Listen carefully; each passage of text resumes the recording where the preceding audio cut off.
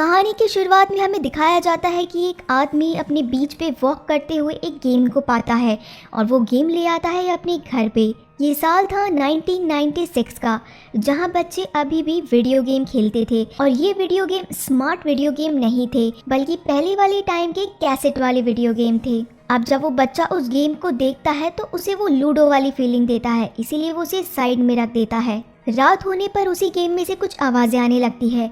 जब बच्चा उस गेम को खोलता है तो उसमें एक कैसेट मिलती है। अब वो बच्चा अपने वीडियो गेम में उस कैसेट को जैसे ही लगाता है, कुछ देर बाद में हमें दिखता है कि उस कमरे में से बहुत तेज़ रोशनी निकलती है और वो बच्चा उस गेम में हमेशा हमेशा के लिए चला जाता है। अब कहानी हमें ले चलती है 20 साल आगे, यानी कि 2017 में। यहाँ हमें दिखाया जाता है एक स्पेंसर नाम का लड़का जो कि अपने दोस्त फ्रिज के होमवर्क को कंप्लीट करने वाला था। और फिर हमें दिखाई जाती है एक लड़की जिसे सोशल मीडिया का एडिक्शन था। उसे अपने फ़ोन और पिक्चर्स का काफ़ी ज़्यादा एडिक्शन था, हर टाइम वो सोशल मीडिया पे लगी रहती थी। फ्रिज स्पेंसर से ज़बरदस्ती अपना होमवर्क कराया करता था और एक दिन वो उसे कहता है कि मुझे वहीं पे फ्रीक हाउस के बाहर 20 मिनट में मिलो। बच्चे उस घर को फ्रीक हाउस इसीलिए कहते हैं क्योंकि ये वही घर था जहाँ से 20 साल पहले एलेक्स नाम का लड़का गायब हो गया था। अब यहाँ पे बेथनी क्लासरूम में बैठे बैठे अपने टीचर के सामने वीडियो कॉल कर रही थी। इसी चीज़ की पनिशमेंट उसे मिल जाती है। वहाँ दूसरी तरफ हमारी कहानी का फोर्थ कैरेक्टर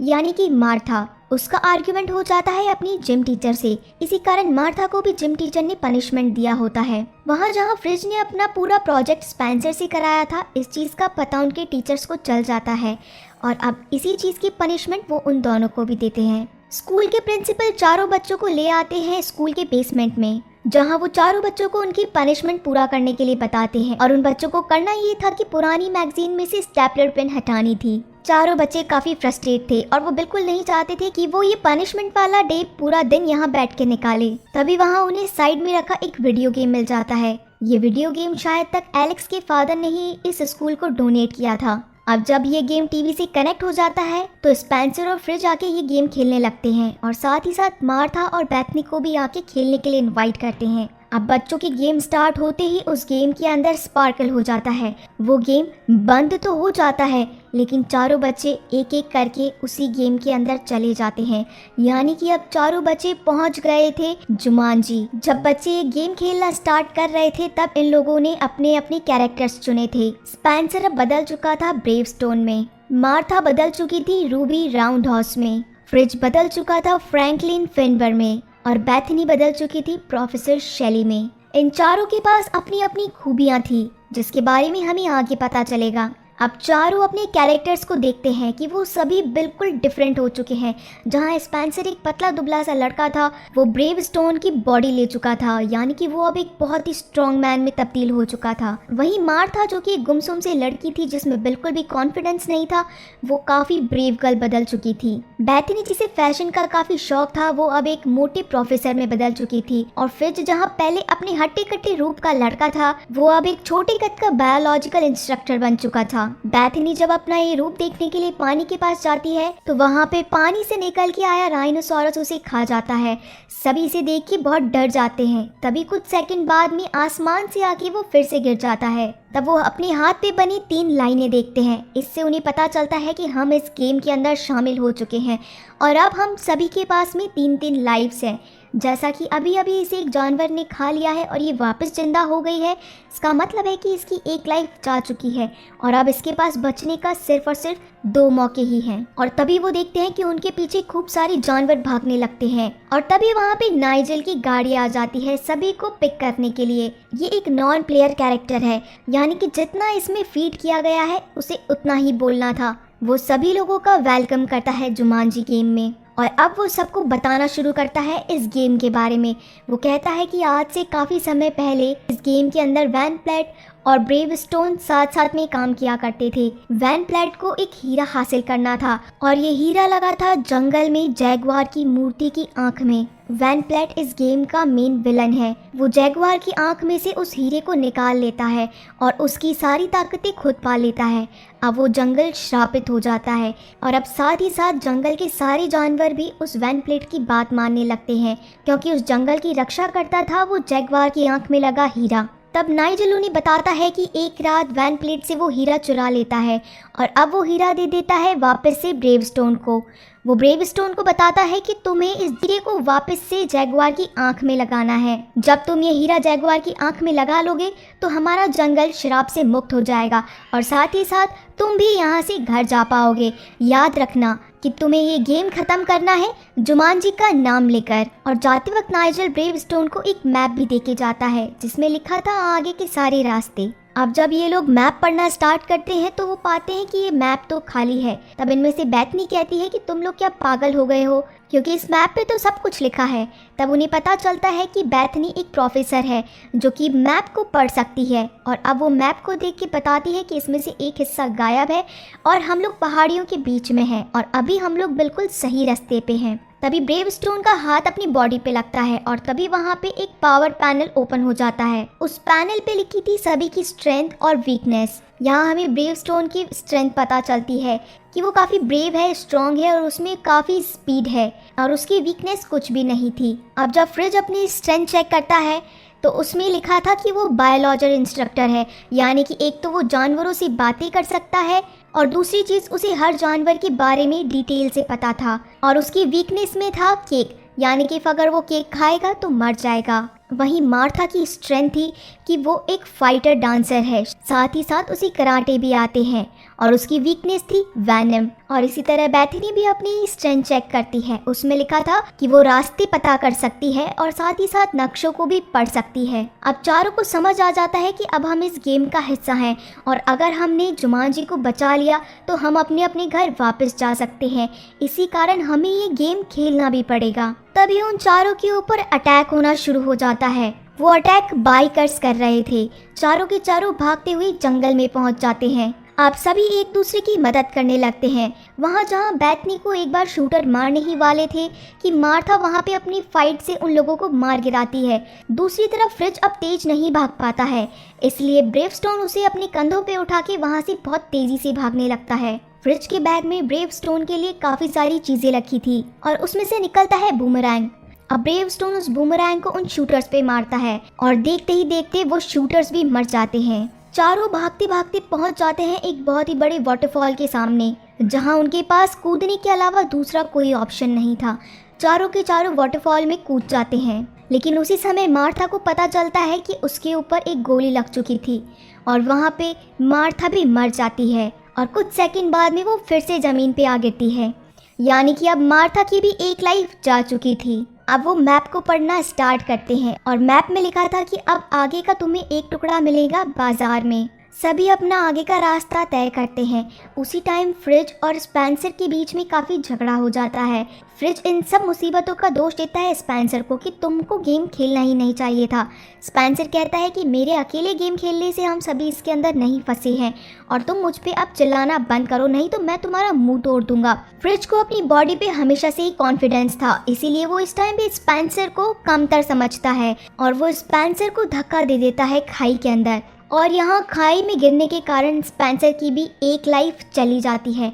स्पेंसर जब वापस आता है गेम के अंदर तब सभी एक दूसरे को कहते हैं कि हम एक दूसरे से लड़ के यहाँ से कभी बाहर नहीं निकल सकते और हमारे पास लिमिटेड लाइफ है, हम ये लाइफ ऐसे ही वेस्ट नहीं कर सकते। अब चारों पहुँच जाते हैं मार्केट में मैप का आखिरी हिस्सा ढूंढने के लिए। जैसा कि हमें पता था कि फ्रिज की वीकनेस थी केक और वो भूख लगने के कारण वहाँ पे केक खा लेता है और उसी टाइम पे वो ब्लास्ट हो जाता है और एक बार फिर फ्रिज की एक लाइफ और ख़त्म हो जाती है। कुछ समय बाद में उन लोगों के सामने एक बच्चा खड़ा होता है और वो उन सभी का वेलकम करता है कि वेलकम टू द जुमांजी। ब्रेवस्टोन, आपको देख के मुझे बहुत खुशी हुई। अब वो उन चारों को एक पहेली बता के चला जाता है कि अगर तुमने आंखें झपकाई तो ये तुम्हें मार सकता है। अब वहाँ फ्रिज एक बायोलॉजिकल इंस्ट्रक्टर था, तो वो चारों इस पहेली को सुन के उस कमरे में जाते हैं और सभी ब्रेवस्टोन को आगे कर देते हैं, यानी कि स्पेंसर को। सभी कहते हैं कि तुम सबसे स्ट्रांग हो तो आगे तुम्हें ही जाना चाहिए। जब स्पेंसर उस बॉक्स को खोलता है तो उसमें था ब्लैक माम्बा और वो उसे देखते ही वापस से उस बॉक्स को बंद कर देता है कि तभी फ्रिज अपनी नॉलेज से वहाँ बोलना स्टार्ट कर देता है कि ये ब्लैक माम्बा है और इसका वैनम दुनिया में सबसे खतरनाक है। अगर इसका वैनम किसी पे भी लग जाए तो वो 1 सेकंड में ही मर जाएगा। लेकिन अब उससे रेगुलर आंख कौन मिलाएगा? अगर उससे आंख मिला पाएंगे तभी हम उस बॉक्स में रखी चीज़ को ले पाएंगे। तब स्पेंसर कहता है कि ये काम मैं करता हूँ, और वो जैसे ही बॉक्स खोलता है तब बेथनी कहती है कि इस चीज़ की स्पेशलिटी मुझ में है। अब वो ब्लैक माम्बा के सामने आ जाती है, लेकिन ब्लैक माम्बा के सामने आते ही अब बेथनी भी बहुत ज़ोर से चिल्लाने लगती है, जो कि अब एक प्रोफेसर शैली में बदली हुई थी। कि तभी वो सांप हमला कर देता है मार्था पे, लेकिन तभी स्पेंसर उसका गला पकड़ लेता है और फ्रिज वहाँ आके उस सांप के दांत निकाल लेता है ताकि वो अब किसी को चोट ना पहुँचा पाए। तब उन्हें बॉक्स में रखा इनाम मिल जाता है और उसमें थी एक हाथी की छोटी सी मूर्ति और पेपर पे लिखा था कि जैसे ही तुम हाथी को देखो तो चढ़ान शुरू कर दो। और अब वो सभी ये समझ नहीं पाते हैं कि हमारी नक्शे का अगला हिस्सा ये नहीं हो सकता, कुछ ना कुछ अभी भी मिसिंग है। और तभी वहाँ पे वैन पेल्ट के सारे लोग पहुँच जाते हैं इन चारों को मारने के लिए, और वहाँ पे ब्रेवस्टोन एक के बाद एक सभी लोगों को मार गिराता है। और वहाँ हम देखते हैं कि वैन प्लेट इन सबके सामने आके इनसे हीरा मांगता है कि वो हीरा मुझे तुम वापस दे दो। अब यहाँ पे कहानी के 5वें कैरेक्टर की एंट्री होती है, यानी कि निक जोन्स। ये वही लड़का है एलेक्स जो कि आज से 20 साल पहले इस गेम में गुम हो चुका था। अब वो वैन पेल्ट के लोगों के सामने धुआं कर देता है और सभी को अपने साथ में ले चलता है। वो सभी को एक ऐसी गुफा में ले चलता है जहाँ पे बहुत सारी चीज़ें उन लोगों को देखने को मिलती है। वो कुछ आगे बढ़ते हैं तो उनके सामने वाइट ब्लेड्स आ जाते हैं। फिर वो थोड़ी दूर और आगे चलते हैं तो उनके सामने पानी की एक खाई आ जाती है जिसके नीचे बड़े बड़े मगरमच्छ थे। अब सभी उस गुफा से बाहर निकल के वापस जंगल में ही पहुंच जाते हैं। तब निक अपना इंट्रोडक्शन करता है सभी लोगों से कि मैं यहाँ पे काफ़ी टाइम से हूँ और मैं अभी तक भी इस गेम को पार नहीं कर पाया हूँ। दूसरी तरफ वैन अब काफ़ी गुस्से में होता है क्योंकि उसका हीरा अभी उसके पास नहीं था बल्कि ब्रेवस्टोन के पास था। अब वो सभी को ले चलता है अपने घर में, और ये घर और किसी का नहीं बल्कि एलन पैरिश का था। क्या आप सभी को याद है जुमांजी मूवी के अंदर ये वही मेन कैरेक्टर है एलन पैरिश जो कि गेम के अंदर चले गए थे और काफ़ी साल तक इसी गेम के अंदर थे। अब निक जोन्स यानी कि एलेक्स जो इस गेम के अंदर काफ़ी समय से फंसे हुए हैं, ये एलन पैरिश के घर में ही रह रहे थे। तब एलेक्स बताता है कि मैंने भी यहाँ पे काफ़ी मुसीबतों का सामना किया है और मेरे पास अब सिर्फ और सिर्फ एक लाइफ ही बची है, इस कारण मैं अब कोई रिस्क नहीं ले सकता। अब इस समय चारों को पता चलता है कि हमें जो मिलने वाला था मैप का चौथा हिस्सा वो और कोई नहीं बल्कि एलेक्स ही है, हमें इसे ही ढूंढना था। अब सभी एलेक्स को पाकर काफ़ी खुश थे और एलेक्स भी अब खुद को जान जाता है कि ये उसे ही ढूंढने के लिए आए थे। एलेक्स सभी को बताता है कि अब जो हमारा नेक्स्ट लेवल है वो है ट्रांसपोर्टेशन शेड को पार करना। ट्रांसपोर्टेशन शेड को पार करने के बाद में ही हम पहाड़ियों पे चढ़ सकते हैं। अब सभी निकल जाते हैं उस ट्रांसपोर्टेशन शेड की तरफ। तब वो वहाँ देखते हैं कि सामने खड़े गार्ड उनकी पहरेदारी कर रहे हैं और वो गार्ड उन्हें कभी भी अंदर नहीं जाने देंगे। तब सभी लोग मिलकर एक तरकीब सुझाते हैं और सोचते हैं कि हमें उन गार्ड्स का ध्यान भटकाना पड़ेगा और बाकी के लोग पीछे से जाके उस ट्रांसपोर्टेशन शेड में अंदर घुस जाएंगे। आप सभी मार्था को कहते हैं कि तुम्हें ही ये काम करना पड़ेगा क्योंकि वहाँ पे सिर्फ और सिर्फ एक वही लड़की थी जो कि उनका ध्यान भटका सकती थी। तब बेथनी अपने लड़कियों वाले अंदाज में मार्था को ट्रेनिंग देती है और मार्था को वो सारी अदाएं सिखाती है कि कैसे वो उन गार्ड्स का ध्यान भटका सके। अब जहाँ मार्था उन गार्ड्स का ध्यान भटकाने के लिए जाती है कि तभी बाकी सभी बात कर रहे थे कि तुम्हारी फेवरेट कैरेक्टर कौन है। तब एलेक्स आज से 20 साल पुरानी किसी एक्ट्रेस का नाम लेता है। तब सभी को समझ में आता है कि ये अभी भी 20 साल पहले के बारे में बात कर रहा है और वो बताते हैं कि आज 2017 चल रहा है और वो एलेक्स से पूछते हैं कि तुम्हें क्या लगता है आज कौन सा साल होना चाहिए। तब एलेक्स बताता है कि 1996। तब सभी काफ़ी सरप्राइज हो जाते हैं कि एलेक्स पिछले 20 सालों से यहाँ पे फंसा हुआ है। अब मार्था वहाँ पहुँच तो जाती है उन लोगों का ध्यान भटकाने के लिए, लेकिन वो बिल्कुल भी अच्छी एक्ट्रेस के जैसे बिहेव नहीं करती है और ये काफ़ी फ़नी मूवमेंट दिखता है हमें कि वो कैसी पागल हरकतें करके उन लोगों का ध्यान भटकाती है।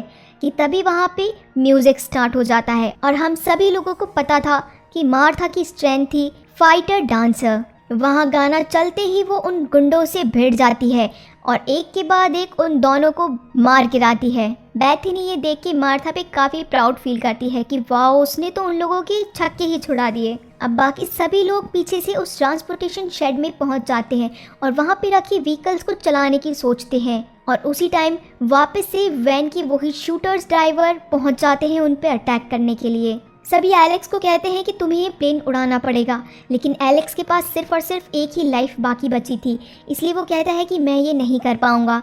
सभी की मोटिवेशन देने के बाद एलेक्स आखिर वो प्लेन उड़ाने के लिए हाँ कर देता है। सभी उस चॉपर में बैठ जाते हैं और निकल जाते हैं वहाँ से। अब जब वो उस चॉपर को उड़ा ही रहे थे कि वो पहुंच जाते हैं एक खाई के बीच में, जहां दोनों तरफ बहुत बड़े बड़े पहाड़ थे और उनके पीछे बहुत बड़े बड़े से गैंडे दौड़ रहे थे। अब फ्रिज, जैसे कि उसे जानवरों के बारे में काफ़ी नॉलेज थी, वो बोलना स्टार्ट करता है कि ये गेंडे 500 किलो से भी ज़्यादा भारी भरकम है और ये इंसानों के भूखे होते हैं, इनकी स्पीड को हम बिल्कुल भी मात नहीं दे सकते हैं। कि तभी उनमें से एक का सींग लग जाता है चॉपर में और चॉपर भिड़ जाता है पहाड़ की दीवार से। इसी कारण चॉपर के फैन का कनेक्टर हट जाता है और वो चॉपर अब ऊपर नहीं उड़ पाता है। ब्रेवस्टोन चॉपर के ऊपर पहुंचता है और उस कनेक्टर को वापस से ज्वाइन करने के लिए मेहनत करता है। कनेक्टर ज्वाइंट भी हो जाता है और अब सभी जानवरों को पीछे छोड़ते हुए एलेक्स अब चॉपर को ऊपर हवा में ले जाता है। लेकिन वहाँ पे होता ये है कि फ्रिज के बैग से वो हीरा वहीं पे गिर जाता है। तब ब्रेवस्टोन कहता है कि हमें वापस से वहाँ जाना पड़ेगा, हीरा तो हमें आखिर लेके ही आना होगा। अब जब वो हीरे को देख लेते हैं तो ये समझ नहीं पाते हैं कि नीचे कौन जाएगा, क्योंकि वो सभी बड़े बड़े जानवर उस हीरे के आगे पीछे घूम रहे थे। तब स्पेंसर वहाँ पे फ्रिज को चॉपर से नीचे धक्का दे देता है। अब सभी के सभी बड़े बड़े गेंडे उसके पीछे भागने लगते हैं कि तभी वहाँ से ब्रेवस्टोन वो हीरा उठा लेता है और एलेक्स को कहता है कि मैं जब तुम्हें कहूँगा तब तुम चॉपर को 90 डिग्री में नीचे झुकाना। हालांकि फ्रिज उन जानवरों के पैरों तले दब जाता है, लेकिन जब वो न्यू लाइफ लेके वापस से ज़मीन पे आता है तो एलेक्स जैसे ही चॉपर टेढ़ा करता है, स्पेंसर उसका हाथ पकड़ लेता है और वापस से उसी चॉपर में बिठा लेता है।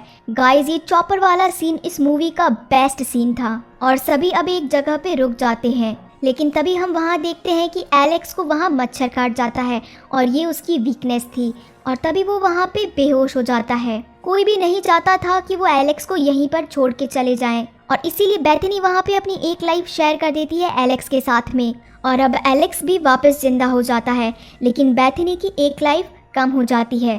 अब फाइनली सभी पहुंच जाते हैं उस जैगवार की मूर्ति के सामने, जहां पे उन्हें वो हीरा जैगवार की आंख में लगाना था। लेकिन जब वो सभी वहां पहुंचते हैं तो सोचते हैं कि ये रास्ता इतना इजी नहीं हो सकता, ये इसी गेम का ट्रैप है। ये चाहता है कि जो रास्ता ये गेम बताए हम वहां पर ही चले, लेकिन ये रास्ता बहुत खतरनाक हो सकता है। तब ब्रेवस्टोन कहता है कि मैं यहाँ से आगे जाता हूँ, लेकिन कुछ दूर चलने पे ही वहाँ पे बहुत सारे जानवर आ जाते हैं और उसे एक जैगवार मार देता है। अब स्पेंसर की भी एक लाइफ ख़त्म हो जाती है। जब वो वापस जिंदा होके आता है सभी लोगों के पास में, तो वो कहता है कि यहाँ से निकलना इतना आसान नहीं है। अब सभी लोग एक प्लानिंग करते हैं, सब अलग अलग डायरेक्शन में जाना शुरू कर देते हैं और अब उनके पीछे वैन की पूरी फौज भी आ जाती है। वो सारे के सारे बाइक राइडर्स उनके पीछे भागने लगते हैं। अब वहाँ ब्रेवस्टोन बाकी जैगवार्स को चकमा देके उन्हें एक आग के गोले में ही फंसा देता है और फिर से आगे बढ़ने लगता है।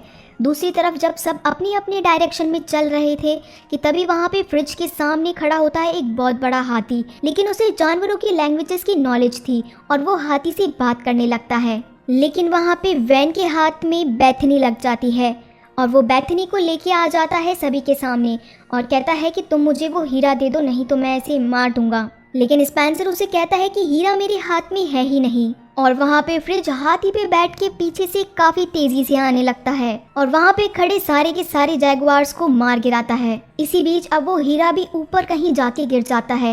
वैन के हाथ से बंदूक भी गिर जाती है। मार्था ब्रेवस्टोन को कहती है कि तुम यहाँ से ऊपर जाओ, हीरा तुम्हें मैं ला के दूंगी। और अब फ्रिज और बेथनी भी अब वैन को मारने लगते हैं। ब्रेवस्टोन वहाँ से गाड़ी उठाता है और वहाँ पहाड़ पे चढ़ना शुरू कर देता है। उसकी राइडिंग इस मूवी की बहुत ही शानदार राइडिंग थी, क्योंकि इसका एनिमेशन बहुत ही अच्छी तरीके से सेट किया गया है। वो पहाड़ों पे चढ़ने लगता है। वो पहाड़ बहुत ही घुमावदार और सीधी चढ़ाई वाले थे, लेकिन फिर भी ब्रेवस्टोन उन पे अपनी बाइक रोकता नहीं है। दूसरी तरफ मार्था जहाँ हीरो को लेने के लिए जाती है, वो जगह बहुत सारे सांपों से भरी थी और वैन भी वहाँ पहुँच जाता है। वो जगह श्रापित होने के कारण सारे जानवर वैन की बात मानते थे, इसीलिए अब सारे जानवर बेथनी को घेर लेते हैं। लेकिन बेथनी ने वादा किया था ब्रेवस्टोन से कि वो उसे हीरा देगी और उसे ये भी मालूम था कि वैनम उसकी वीकनेस है। तभी वो एक सांप के ऊपर पैर रख देती है और वो सांप उसे काट लेता है। इसी कारण उसकी एक लाइफ चली जाती है अब जब दूसरी तरफ उसको नई लाइफ मिलती है, वहाँ पे ब्रेवस्टोन भी पहाड़ी के सबसे ऊपर पहुँच जाता है छलांग लगा के। और मार्था जब अपनी न्यू लाइफ लेके ज़मीन पे वापस आती है तो वो हीरा ब्रेवस्टोन के हाथ में दे देती है। अब ब्रेवस्टोन वो हीरा लगा देता है जैगवार की आंख में, लेकिन सभी वहाँ देखते हैं कि कुछ भी नहीं होता है।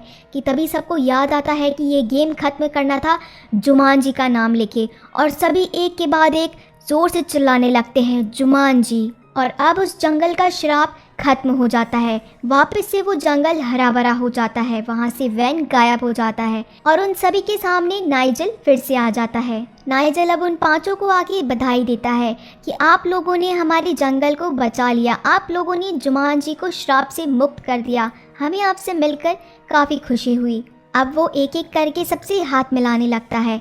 वो जैसे ही सबसे पहले एलेक्स का हाथ मिलाता है तो एलेक्स फिर से अपनी दुनिया में वापस जाने के लिए हवा में उड़ जाता है। अब वहाँ पे सभी एक एक करके नाइजल से हाथ मिलाते जाते हैं और गुड बाय करके अपनी दुनिया में पहुँच जाते हैं। अब हम यहाँ देखते हैं कि सभी स्कूल के उसी बेसमेंट वाले रूम में पहुँच जाते हैं जहाँ से उन्होंने उस गेम को खेलना शुरू किया था, लेकिन वो देखते हैं कि वहाँ पे एलेक्स नहीं था। अब जब वो एलेक्स को ढूंढने के लिए जाते हैं तो वो जो फ्रीकी हाउस था वो एक बहुत ही नॉर्मल हाउस लग रहा था और काफ़ी सजावट भी हो रखी थी उस घर में। तब एलेक्स उन बच्चों को देखता है और उनके पास में आता है और सभी को हाय हेलो करता है। बेथनी उसकी एक स्पेशल फ्रेंड थी, इसलिए वो सबसे पहले बेथनी को ही हाय हेलो करता है। अब एलेक्स उन सभी को कहता है कि इस गेम ने मुझे वापस उसी टाइमलाइन में भेज दिया, यानी कि 1996 में मैं चला गया था। वहाँ से मैं मेरी फैमिली के साथ ही हूँ। अब मेरी शादी भी हो चुकी है और मेरी दूसरी बेटी का नाम मैंने बेथनी रखा है, क्योंकि बेथनी नाम की लड़की ने ही मेरी जान बचाई थी। अब वो चारों बच्चे जो कि एक दूसरे के फ्रेंड्स कभी नहीं थे, स्कूल के ख़त्म होने के बाद में चारों एक दूसरे से मिलते हैं और काफ़ी खुश भी दिखाई देते हैं। अब यहाँ पे चारों उस गेम के आसपास खड़े होते हैं और वहीं फ्रिज एक बड़े से हैमर को लेके उस गेम को तोड़ देता है। और यहीं पे इस जुमांजी फ्रेंचाइजी की तीसरी मूवी ख़त्म होती है, जहाँ पे हमने देखा था खूब सारा एडवेंचर। और ये गेम कोई बोर्ड गेम नहीं था, बल्कि ये सारी की सारी बच्चे पहुँच गए थे उसी गेम के अंदर। तो आप सभी को ये मूवी कैसी लगी मुझे ज़रूर बताइएगा कमेंट सेक्शन में। अगर आप लोगों को ये मूवी पसंद आई हो तो मूवी को लाइक ज़रूर करिएगा, साथ ही साथ मेरे चैनल को प्लीज़ आप सब्सक्राइब भी करिएगा।